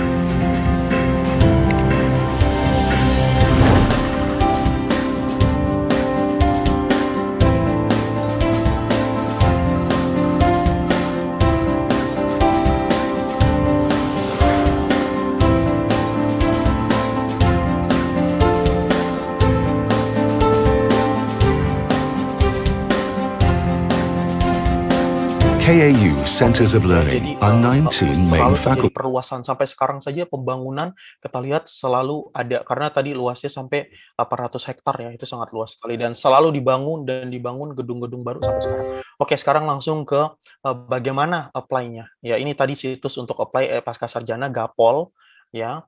Kita masuk ke sini, kita daftar dengan buat akunnya terlebih dahulu. Lalu kita isi datanya, Indonesian-nya, paspornya, kita isi semuanya secara lengkap ya, expiration date-nya. Oke, kalau namanya misalnya Ahmad Lukman Hakim, nah ngisinya berarti Ahmad Lukman Hakim. Jadi nama terakhir itu double, jadi Hakim. Jadi misalnya Ikhlasul Amal, namanya cuma Ikhlasul Amal, ayahnya Syafruddin, Ikhlasul Amal Syafruddin. Nah, seperti itu. Misalnya Sigit Abi Putranto, berarti Sigit Abi Putranto. Seperti itu cara mengisi 4 form seperti ini. Oke, semuanya ini diisi, mostly marital status atau last degree bachelor atau apa. Lalu diisi education-nya, apa dia dari Indonesia, dari UI misalnya, fakultasnya, college itu fakultas, majornya itu apa, Arabic Studies. Oh, Arabic Studies itu ada konsentrasinya linguistik, literatur sama politik misalnya. Maka ditulis specialization-nya literature, terus juga kapan graduation-nya, wisudanya atau lulusnya. Lalu GPA-nya, GPA ini IPK dari 1 sampai 4 ya, berarti 3,90 misalnya. Seperti itu. Lalu misalnya yang dari negara selain Indonesia, misalnya dari Maroko. Nah, Maroko nih dia nggak IPK 1 sampai 4 tapi 1 sampai 20. Nah, maka ditulis di sini out of 20 ya. Kayak gitu. Itu kita isi, lalu setelah itu kita lihat di sini English proficiency-nya cuman ada ini aja. Jadi semua jurusan kecuali Islamic and Arabic Studies itu wajib English proficiency certificate, dan hanya TOEFL IBT ya, bukan PBT, bukan paper based test, bukan ITP juga, harus IBT. IBT itu nilainya hanya 1 sampai 100 ya. Dan IELTS nilainya hanya 1 sampai 10, maksimal mungkin ada yang 8, mungkin 7 aja udah native kayak fluent banget ya IELTS. Lalu selanjutnya hold a university degree from an English speaking country. Kalau dia misalnya S2-nya dari UK, ya udah nggak usah pakai IELTS, nggak usah pakai TOEFL.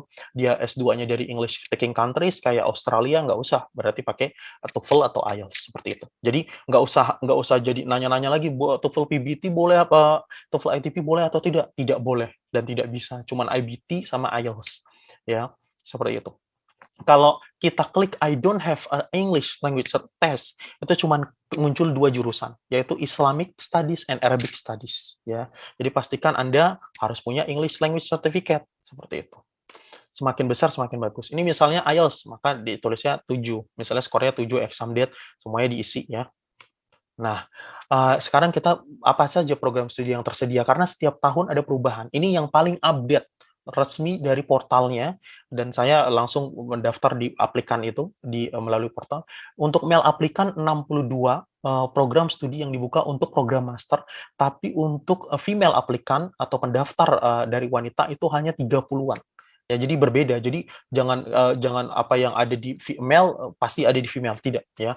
Male aplikan Anda bisa lihat di sini ada arsitektur, urban regional planning, art and humanities, ada banyak sekali, ada Arabic language, English, geography, history, Islamic studies, information science, psikologi male, sosiologi. Jadi banyak sekali ya. Jadi enggak hanya satu jurusan, ada 60-an tadi untuk S2. S3 lebih sedikit lagi. Communication, information technology, computer science, information technology, ini yang dibuka tahun ini. Banyak sekali ya. Geofisik, hidrologi, mineral, accounting, ya, business administration, MBA pun ada buat international student. Padahal MBA itu biaya mahal sekali, ya. Public administration, economic, educational. Nah, yang pendidikan daftarnya di mana? Enggak ada. Di sini cuma ada fakultas pendidikan tapi S2, S3. Dan ini sangat jarang sekali dan sangat dibutuhkan sekali.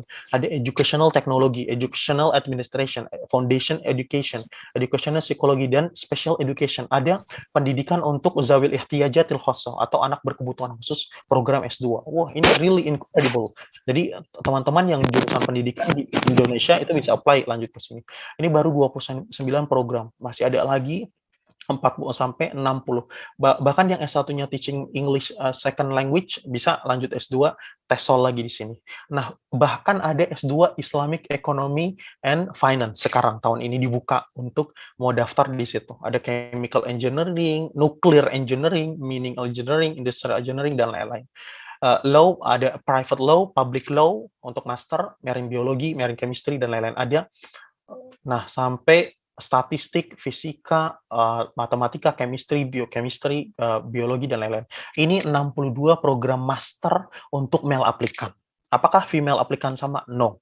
Female aplikan hanya 20.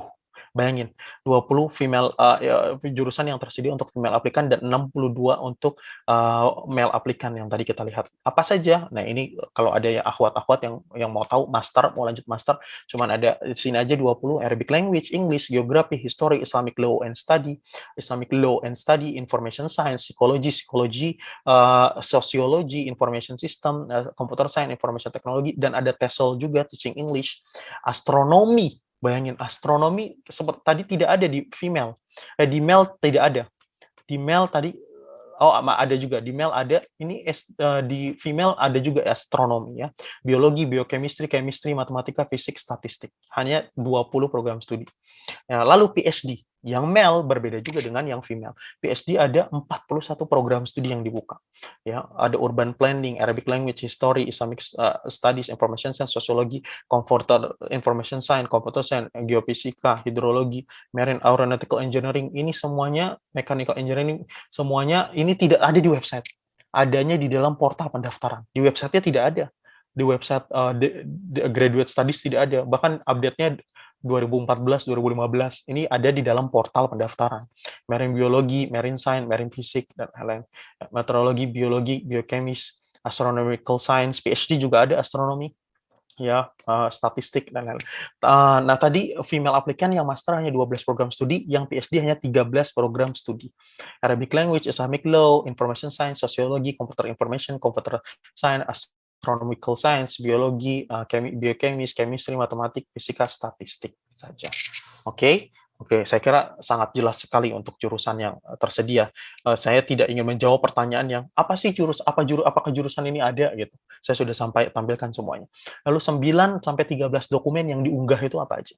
Ya, paspor. Jadi itu kunci. Kalau nggak punya paspor, jangan harap dapat beasiswa internasional. Jadi yang belum punya paspor wajib punya paspor. Ijazah, kalau KAU masih wajib ijazah, tidak menerima surat keterangan lulus. Kalau King Saud University sudah menerima surat keterangan lulus. Kalau KAU masih wajib ijazah. Ya, transkrip juga harus asli, scanan asli, tidak boleh pakai surat keterangan lulus. English Language Exam Certificate tadi ya, recommendation minimal 2. Ya, tidak boleh 1, karena ini wajib. Itu recommendation-nya jangan misalnya kuliahnya di UGM, jurusan teknik. Tahu-taunya minta rekomendasi Profesor Sastra Arab di UI misalnya. Kampusnya beda, jurusannya beda. Nggak ada alaqoh, nggak ada relasinya. Ya udah, berarti ini mengada-ngada ini. Rekomendasi yang baik itu adalah dari supervisor atau dari dosen yang pernah mengajarkan kita dan memberi testimoni dia bagaimana dia menyaksikan kita itu berusaha dan juga belajar ya. Wallah ala ma aquluhu syahid, misalnya seperti itu. Saya benar-benar bersaksi kepada Allah bahwasannya apa yang saya katakan itu benar. Jadi ini salah satu frasa di dalam rekomendasi yang sangat meyakinkan, tapi saya tidak ingin mengulanginya frasa itu. English Language Exam Certificate, recommendation, CV-nya, misalnya pernah menang lomba, dia jurusannya debat bahasa Arab, dia jurusannya sastra Arab, daftarnya sastra Arab, tapi menang lomba menggambar, ya nggak usah ditulis di CV. Jadi CV itu harus berkaitan tentang latar belakang pendidikan kita yang mendukung aplikasi pendidikan kita, yang ada relasinya dengan aplikasi kita, dengan apa yang akan kita tempuh. Kalau seandainya misalnya jurusan matematika, menang olimpiade matematika, ya harus ditulis di CV, seperti itu. Ya, tapi yang tidak ada sangkut pautnya, tidak usah ditulis di CV, seperti itu. Ya, dari SD ditulis pendidikannya, nggak usah. SD itu nggak penting. Di dalam CV itu tidak usah ditulis TK, SD, SMP, SMA. Ya, yang paling S1. Kalau lanjut S3, S1, S2 aja cukup ditulis. Ya, di CV. Hal-hal yang penting dan yang paling bisa mempunyai poin besar itu ya, kalau S2 S3 pasti artikel jurnal, pengalaman conference, terus juga prestasi, misalnya dia pernah jadi pembicara di sini dan pembicara di negara yang lain, pernah dipublikasi ilmiah di jurnal ini dan lain-lain. Statement purpose ini biasanya untuk S3 itu diganti oleh proposal disertasi tapi short. Jadi apa saja proposal mini proposal disertasi yang hanya 5 sampai 7 halaman. Seperti itu. Langsung personal foto yang sesuai dengan paspor, jangan yang bergaya-gaya. Lalu other ini adalah karakter setiap orang masing-masing. Bagaimana memperkuat aplikasi dengan memenuhi other ini. Ya, saya tidak mau memberitahu other ini harus diisi apa aja, tapi setiap orang punya cara masing-masing. Kira-kira apa caranya untuk membuat panitia pendaftaran tidak ada alasan untuk menolak Anda dan pasti menerima Anda? Itu pastikan masukkan ke other. Ya, tapi ya tadi lomba sertifikat menang lomba mewarnai nggak usah di-upload ya. Nggak ada sangkut pautnya misal, atau lomba apa dan lain-lain, atau harus S2 S3 pasti risetnya dan pengalaman conference dan lain-lain ya, kayak gitu. Other ini sampai 4 ini sengaja ya, sengaja. Kenapa? Untuk setiap orang silakan Anda proof bahwasannya you deserve untuk diterima di KAU, seperti itu. Nah, terus apa aja ini statusnya? Nah, kalau udah apply, misalnya apply nih, nggak usah. Kalau udah apply itu yang penting submit aplikasi, udah berdoa, nggak usah kepedean, wah saya pasti lulus, nggak usah. Karena di Saudi itu tidak ada deadline yang jelas kapan Anda akan diterima, kapan Anda akan dapat visa, kapan Anda tidak. Ya, di Ummul Qura ada yang daftar Universitas Ummul Qura itu lulus SMA, habis pondok pesantren. Dia baru dapat visa itu setelah dia selesai S2 di Indonesia. Jadi setelah 5 tahun sampai dia lupa pernah daftar di Ummul Qura. Begitu juga di KAU juga ada yang menunggu 4 tahun, ada yang menunggu 3 tahun, seperti itu. Jadi setelah submit udah lupakan dan pastikan email Anda aktif. Dan mungkin beberapa kali cek portal statusnya kayak mana. Ya. Oke, setelah submit Ya, lalu di sini tulis bahwasannya dokumen Anda telah terkirim, ya. Udah, ya.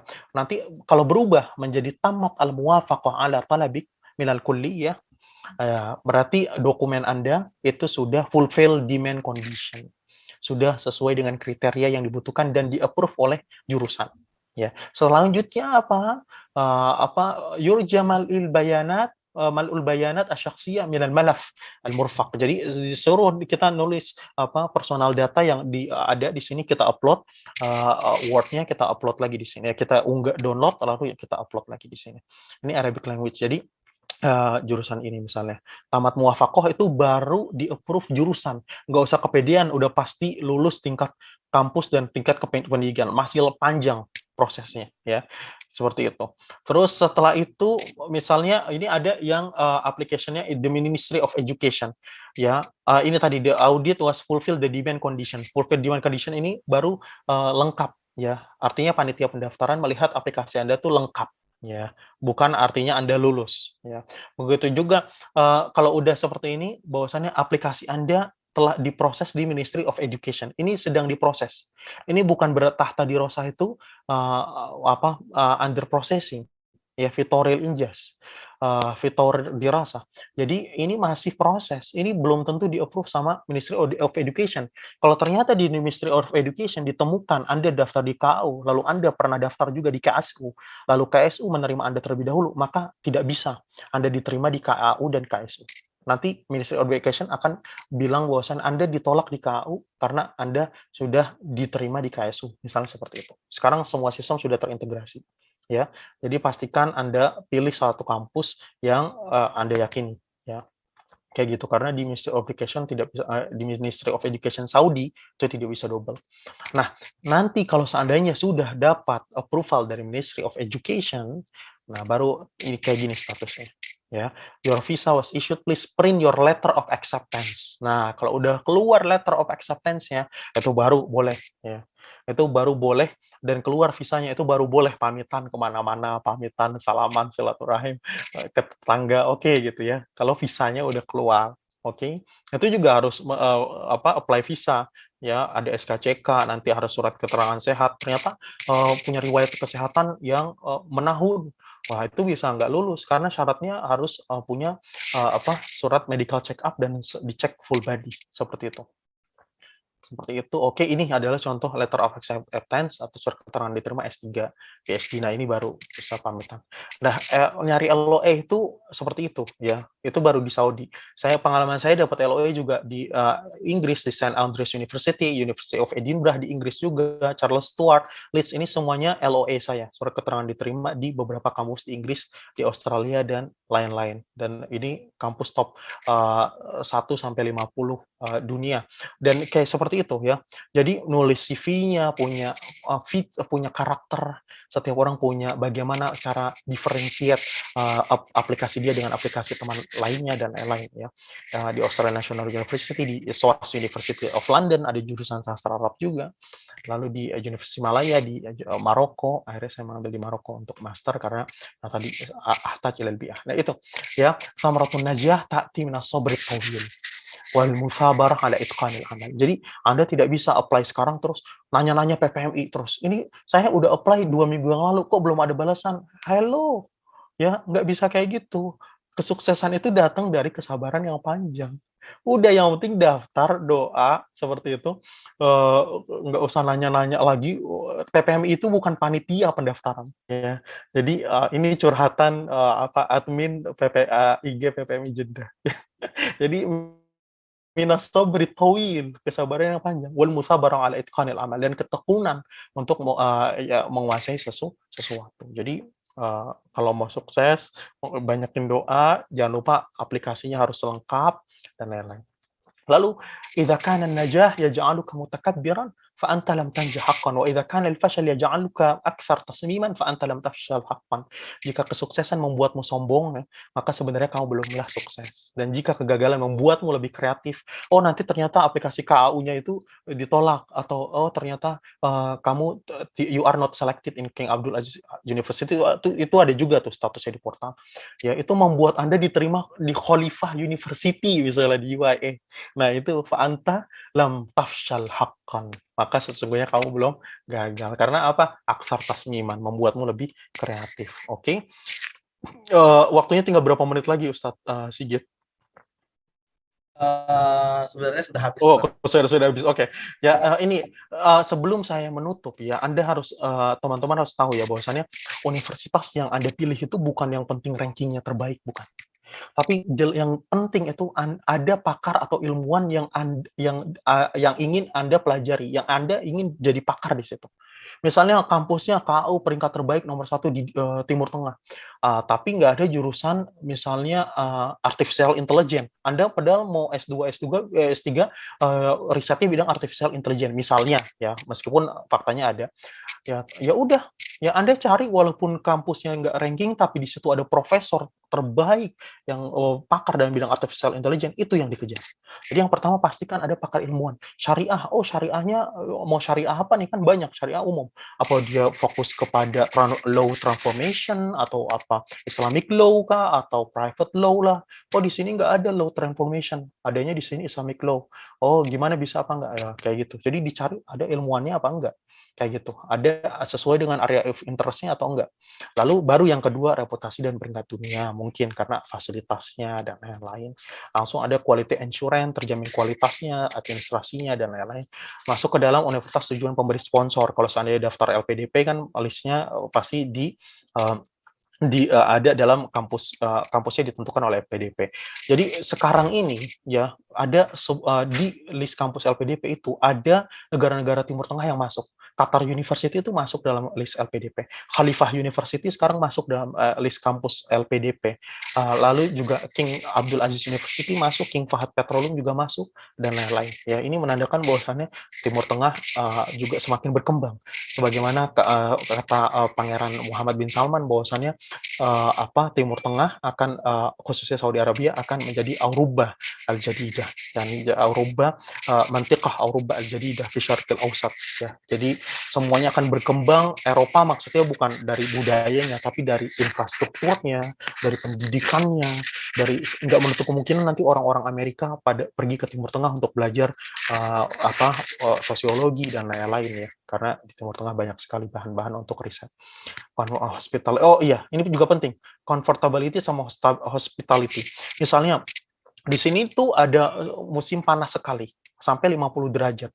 Ada yang fisiknya tidak kuat, langsung mimisan terus. Kalau di Sudan ada musim itu cuma 2, panas dan panas sekali. Teman saya ada yang selalu mimisan ya. Nah, berarti Anda tidak cocok. Nah, begitu juga di Saudi ini sama, dingin sekali, panas sekali juga ada. Ini juga harus bisa dijadikan ini. Oke, saya kira itu saja yang bisa saya sampaikan. Ini beberapa negara yang memberikan beasiswa untuk Indonesia, jadi tidak hanya Saudi, ya Australia, Jepang, USA, Jerman, banyak sekali.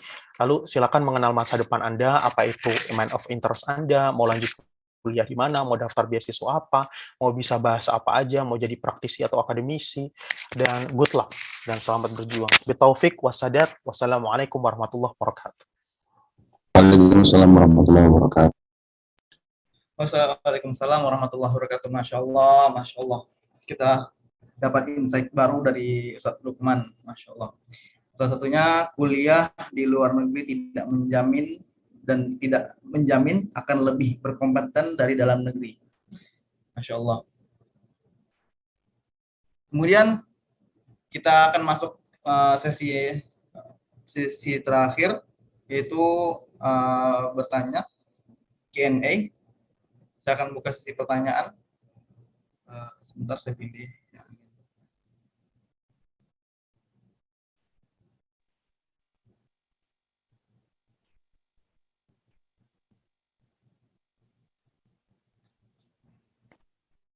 Silakan Pak Irfandi Amiruddin.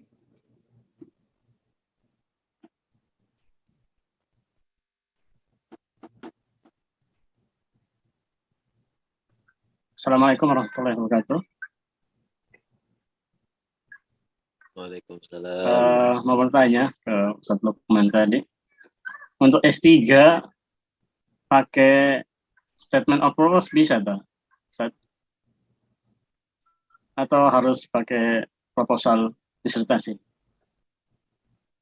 Itu saja. Dan ini, kalau fakultas S3 itu ada mahasiswanya terbatas dan kira-kira ada limit nggak per negara? Terima kasih. Terima kasih Pak Irfandi. Silakan Ustadz Lukman. Baik, terima kasih atas pertanyaannya. Ini semakin semangat, semakin malam waktu Indonesia ya. Jadi sebenarnya tadi tidak ada limit. Jadi saya sudah konfirmasi ke DGS ya. Untuk Mahat Luguh mungkin ada limit untuk diploma, tapi kalau S2, S3 memang kompetisi kelayakan. Ya, kompetisi kelayakan kalau seandainya risetnya bagus, apalagi educational background-nya pernah mengenyam di luar negeri, di negara lainnya. Misalnya dia lanjut PhD di KU, tapi S2-nya di Jerman. Nah, itu salah satu hal yang dijadikan, oh ternyata dia punya educational background yang bagus. Seperti itu, lalu prestasi risetnya dan lain-lain. Lalu itu terkait kuota. Jadi sebenarnya kelayakan, lebih kepada kelayakan untuk S2, S3. Lalu tadi, satu lagi pertanyaannya apa?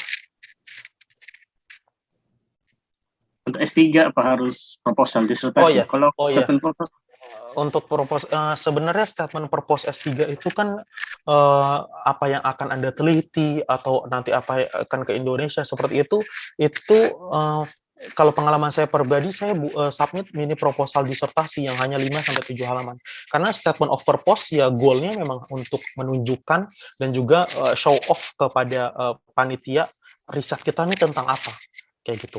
Dan sebenarnya ada salah satu ini sebenarnya kisi-kisi ya. Jadi kalau mau ya riset Anda atau disertasi proposal disertasinya itu harus sesuai dengan yang menunjang Saudi Arabia, menunjang visi dan misi Saudi Arabia. Ya, misalnya tentang counter terrorism, misalnya kalau di sosiologi atau antropologi, terus juga tentang apalah riset apa, jadi ada kontribusinya tentang Saudi Arabia, karena ini kan berbicara tentang riset dan juga beasiswa yang disediakan oleh Saudi Arabia. Pasti mereka itu melihat bahwasannya aplikan ini mempunyai karakteristik yaitu riset tentang Saudi Arabia dan memberikan kontribusi bagi Saudi Arabia. Nah, itu salah satu poin plus yang saya bocorkan malam ini. Terima kasih. Terima kasih Ustaz Lukman. Kemudian saya akan bacakan pertanyaan dari audiens kita yang dibagikan oleh link Samo Sardas. Dari audiens kita Muhammad Ridho Maulana. Mas, saya sudah alumni dan sekarang saya belum kerja lagi. Resign atau sementara berhenti kerja. Kira-kira ada kesempatan ikut beasiswa ini? Setahu saya butuh juga rekomendasi dari orang tertentu juga. Ini pertanyaan ke siapa, Ustaz? Silakan Ustaz Lukman. Ya, apa ya, ini kan gambling, jadi resign kerja, ya lagi. Jadi menuntut ilmu itu sebenarnya niatnya yang paling benar itu yang untuk ilmu itu sendiri. Ya, jadi menuntut ilmu misalnya untuk saya nanti kalau di Saudi saya bisa ini bisa itu, saya nanti kalau ingat saya dapat ini dapat itu. Nah, ini yang kayak gini ya. Jadi udah kalau bener niatnya emang mau mempelajari ilmu terus juga ingin kuliah lagi, merasakan bahwasannya kayaknya S1 saya harus tingkatkan lagi keilmuan saya, ya udah saya lanjutkan dengan di bidang jenjang S2 seperti itu. Jadi nanti S2-nya daftarnya juga tidak hanya asal daftar seperti itu. Kesempatannya itu ya lagi-lagi saya bukan panitia pendaftaran. Jadi kesempatan itu ya udah bagi yang aplikasinya bagus, sesuai dengan kriteria dan lain-lain. Kesempatan sangat terbuka seperti itu. Daftar, silakan daftar. Tadi ada 62 program studi yang disediakan untuk S2 ya, untuk master. Jadi pasti ada Ustaz Sigit. Ya seperti itu. Terima kasih Ustaz Lukman. Kemudian ini ada pertanyaan untuk Ustadz Ahmad Fajar.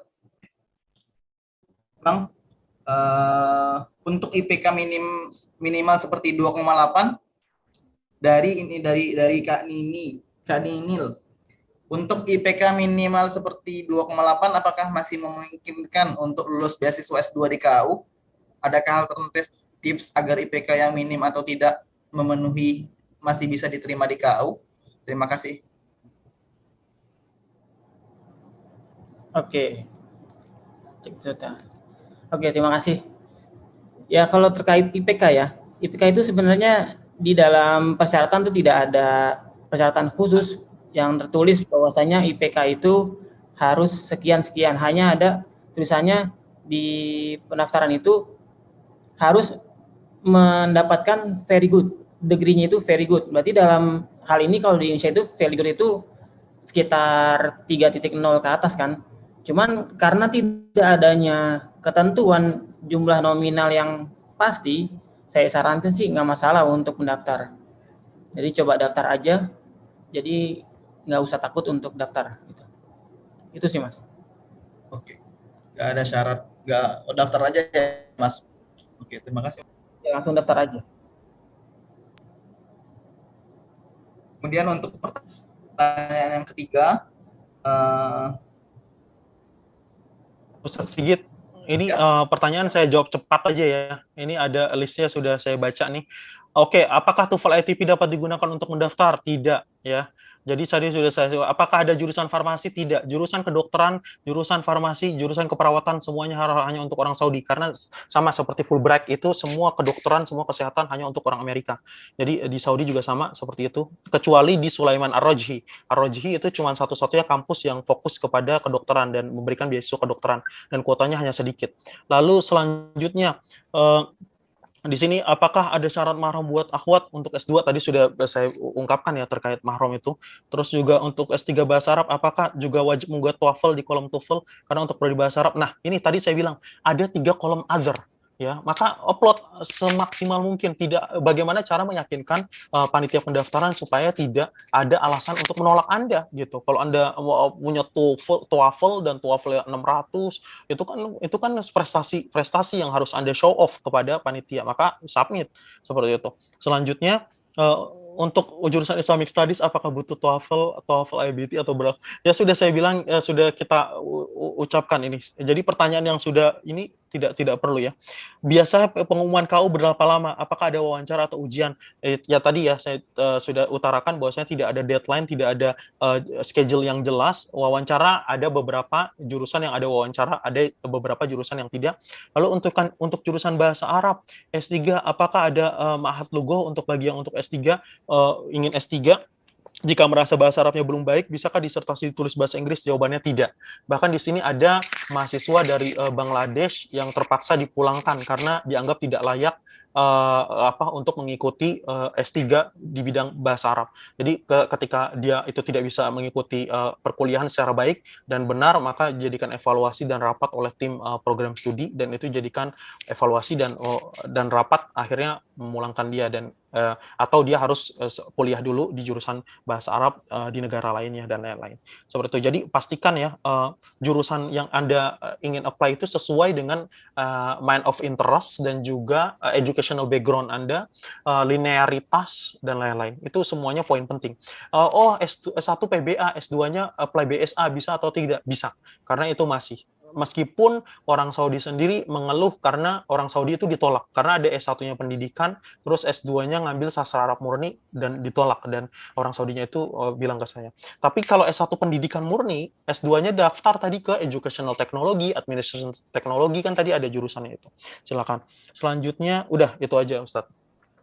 Mungkin ada lagi? Ini ada lagi Ustadz. Yang selain yang dijawab oleh Ustaz Lukman, ada lagi dari Salim Saputra. Untuk S3 bahasa Arab di form pendaftaran apakah juga wajib mengunggah TOEFL di kolom TOEFL? Karena untuk prodi bahasa Arab diperbolehkan menggunakan TOEFL. Ya tadi saya sudah ucapkan bahwasannya tidak ada di situ pilihan upload TOEFL ya. TOEFL itu sertifikatnya di upload di other ya, bukan di English certificate seperti itu. Ya kalau seandainya Arabic ya tulis aja I don't have English certificate, nanti di other-nya di-upload TOEFL. Karena ketika I have atau TOEFL IBT diisi skor TOEFL tidak bisa, karena IBT cuma 1 sampai 100. Terus juga ketika IELTS misalnya diisi skor TOEFL, itu nggak bisa, IELTS cuma 1 sampai 10 seperti itu, ya kayak gitu. Jadi di-upload-nya di other. Ya iya, pakai TOEFL. Apalagi Ustaz Sigit? Ustaz Sigit, saya menjawab nih. Ya, Ustaz. Silakan, Ustaz. Ada pertanyaan dari Muhammad Fuaidi. Apakah ada fasilitas pendidikan untuk anak yang menggunakan bahasa Indonesia? Nah, untuk di Saudi Arabia ini ada sekolah Indonesia namanya. Sekolah Indonesia Mekah, sekolah Indonesia Jeddah, sekolah Indonesia Riyadh. Jadi kalau teman-teman ada yang membawa anak dalam masa studinya bisa pakai bahasa Indonesia. Tapi saya sarankan sih daftarnya ke sekolah Arab aja. Karena sekolah Arab itu juga gratis daftarnya. Gitu, terima kasih. Mas.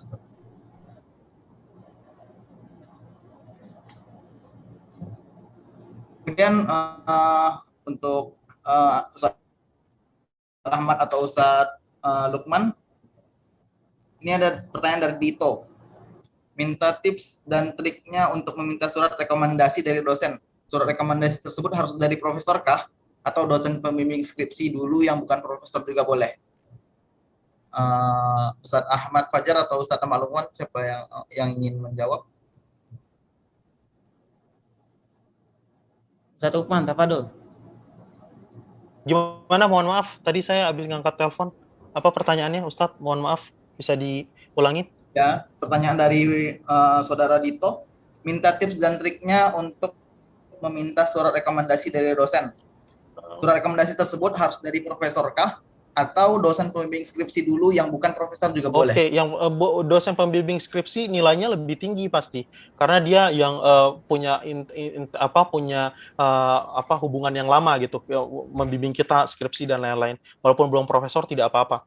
Tapi kalau ada yang profesor juga, jadi kan ada 2 tuh rekomendasinya, satu pembimbing skripsi, satu profesor, tapi dalam bidang yang sama itu lebih bagus.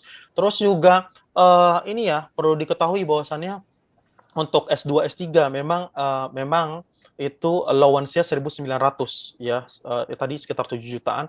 Tapi untuk untuk asrama keluarga atau apartemen keluarga itu sekarang dikenakan biaya 500 rial. Jadi dipotong 500 rial sekitar 2 jutaan. Ya, jadi mungkin itu bisa jadi pertimbangan juga bahwasannya ini mungkin kalau Anda punya beberapa opsi bisa dilihat untuk allowance-nya cukup atau tidak dan lain-lain. Apalagi misalnya punya istri, punya anak banyak dan lain-lain ya. Itu. Dan juga sekolah SIJ itu bayar per bulannya satu orang 300 real. Ya, jadi kalau seandainya keluarga dibawa sekolah di sekolah Indonesia, yaitu bayar SPP ya. Bayar kalau di sekolah Saudi pun harus sesuai dengan kriteria Saudi. Jadi tidak bisa langsung dimasukkan tapi tanpa sesuai memenuhi persyaratan kriteria standar masuk sekolah Saudi seperti itu. Ada lagi Ustadz? Ada ini satu dari Kak Okta. Apakah lulusan D4 atau sarjana terapan berkesempatan S2? Sarjana terapan kan bachelor juga ya, kayak applied bachelor kalau tidak salah.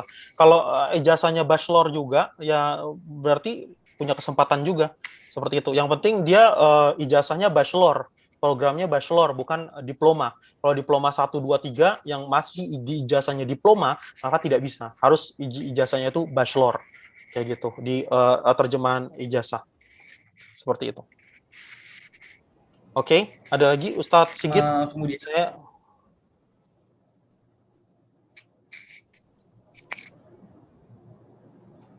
untuk yang ingin bertanya secara langsung, Pak Jaduk MC Regar, silakan. Oke, langsung saja. Bismillahirrahmanirrahim. Assalamualaikum warahmatullahi wabarakatuh. Terima kasih warahmatullahi wabarakatuh. Ya, terima kasih pada moderator dan juga materi yang dipaparkan oleh Ustadz Ahmad Fajar dan juga Ustadz Ahmad Lukman Hakim. Ustadz Ahmad Lukman Hakim, kebetulan Anda juga dari BSA, S1-nya di kampus UIN Jambi. Nah, ini kebetulan sekali mau nanya langsung ya ke pertama Ustadz Ahmad Fajar deh. Itu kan untuk tadi Yana kurang ini ya karena agak putus-putus jaringannya. Untuk pemberkasan itu yang melalui Dikti terus Kemenkumham ya.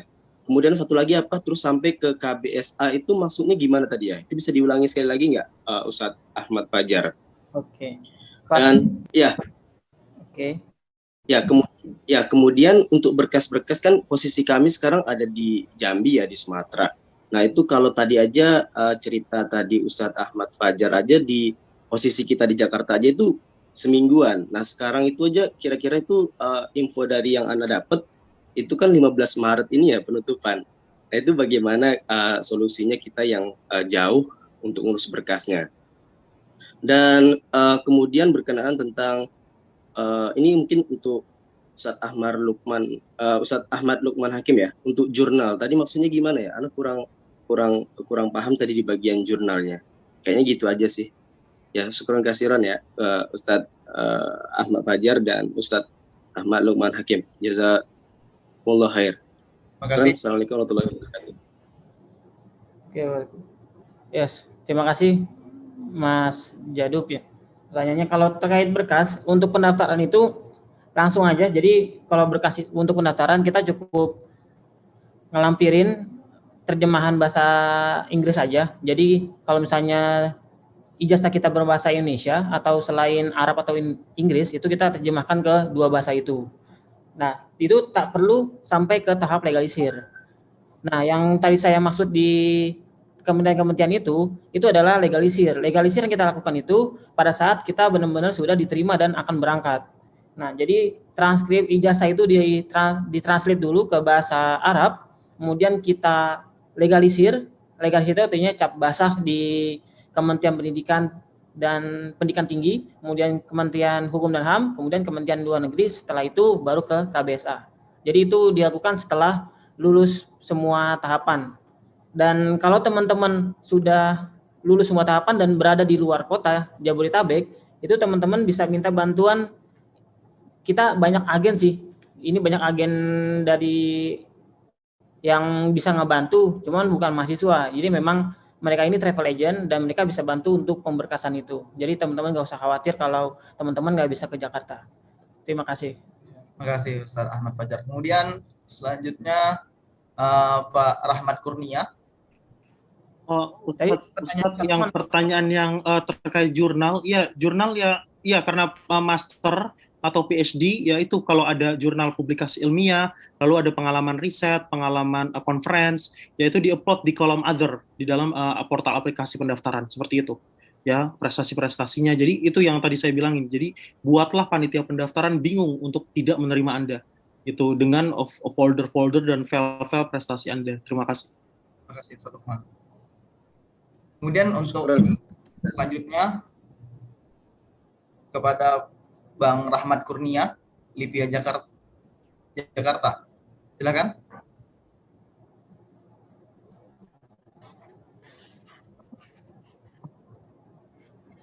Ana mau bertanya Ustadz. Ana kemarin sempat mendaftar di webnya langsung KSA.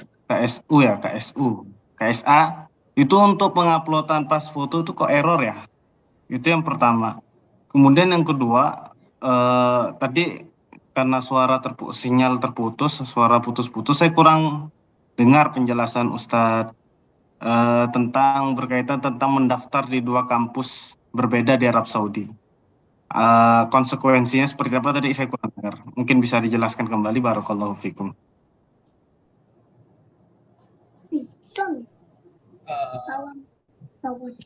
Halo, oke. Ustadz Sigit, Ustadz Abi. Ya, saya menjawab ya tadi yang pertanyaan yang tadi. Yang sinyalnya yang terkait halo. Ya, Ustadz. Ya, tadi tidak boleh mendaftar di dua kampus dikarenakan database-nya terintegrasi. Jadi pastikan Anda halo, suara saya jelas? Jelas. Ya. Jadi pastikan Anda hanya mendaftar di satu kampus, karena kalau seandainya Anda mendaftar di 2 kampus, jadi Ministry of Education atau Kementerian Pendidikan Saudi akan mengambil kampus yang paling cepat menerima Anda. Jadi misalnya di KAU Anda diterima, di KSU Anda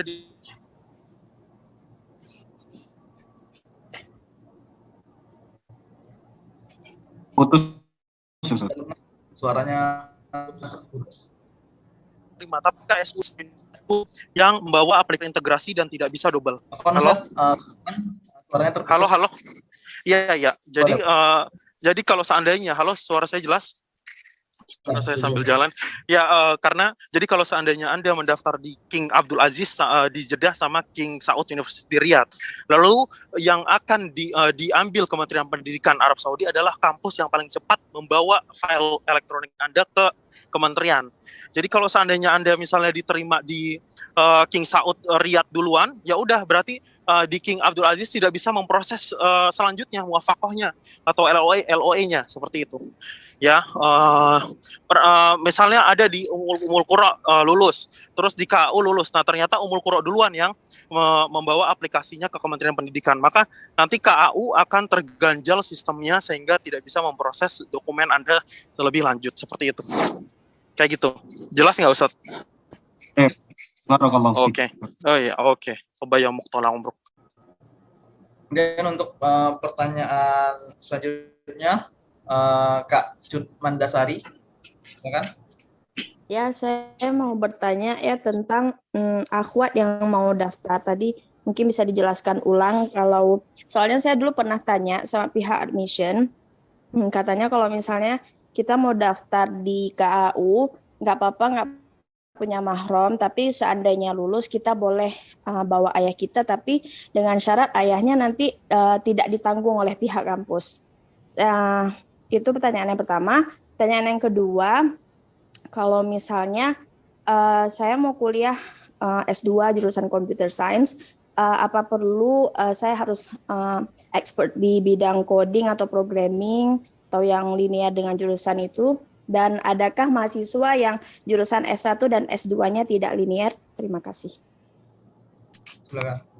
Oke, terima kasih atas pertanyaannya. Jadi perihal mahram, saya sudah tekankan tadi bahwasannya sekarang sudah tidak ada lagi karena undang-undang Saudi juga berganti terkait regulasi mahram. Jadi kampus-kampus Arab Saudi sudah tidak mencaratkan mahram lagi. Betul apa yang mungkin komunikasi Anda ke DJS juga sama ya, bahwasannya sudah tidak diwajibkan mahram. Tapi untuk istiqdam atau membawa orang tua itu urusannya nanti. Jadi dan itu syaratnya minimal harus stay 1 semester atau bahkan 1 tahun di Arab Saudi baru boleh invite keluarga. Dan memang sejauh ini yang boleh menginvite keluarga adalah male aplikan atau male student yang boleh bawa istrinya. Seperti itu. Nanti kalau udah bawa istrinya, misalnya istrinya perlu orang tua untuk bantu melahirkan atau apa, boleh invite ayah atau ibunya, seperti itu. Itu untuk linearitas ya, sejauh ini mostly semuanya itu linear. Hanya kasuistik yang misalnya pendidikan biologi, ada S1 S2-nya pendidikan biologi. Di sini nggak ada pendidikan biologi. Jadi dia ngambil sistem informasi, tapi lebih kepada pendidikan education teknologinya. Jadi bagaimana pengembangan biologi melalui sistem informasi seperti itu. Jadi tetap ada sangkut pautnya dan relasinya terhadap latar belakang pendidikan dia sebelumnya. Seperti itu. Terima kasih. Terima kasih Ustadz Lukman. Kemudian untuk pertanyaan terakhir insya Allah. Untuk pertanyaan terakhir kepada Pak Herman IAIT. Ya baik, terima kasih Bang Moderator. Mau tanya Bang Lukmanul Hakim, untuk jurnal itu yang diupload LOA-nya atau screenshot publish dari jurnalnya atau PDF tulisan kita atau apa?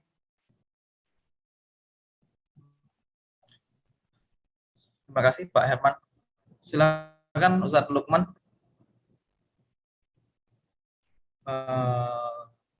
Ustadz Fajar. Oh ya, baik. Saya akan jawab perihal jurnal. Jadi dibuat aja list jurnal yang telah dipublikasikan. Selanjutnya ditulis itu link-link ke jurnal tersebut. Jadi bukan full satu jurnal itu diupload, tidak. Jadi dibuat publication list di dalam CV itu udah memperkuat. Jadi tidak perlu semua yang sudah dipublikasikan sama PDF-nya diupload di situ. Karena ada size maksimumnya juga itu untuk upload. Jadi cukup di publication list-nya, di jurnalnya, tahunnya, lalu juga misalnya indeksnya terindeks Scopus KH, terus Q1 atau berapa, langsung sama linknya. Seperti itu. Terima kasih. Oke, terima kasih kepada Ustadz Lukman, kepada Ustadz Ahmad Fajar. Untuk pertanyaan selanjutnya bisa ditanyakan ke akun Instagram kita PPMI Jeddah dan akun Tim Tank ID. Jadi ini promosi dari dua akun tersebut. Yang pertama adalah PPMI Jeddah, yang kedua adalah timtank.id.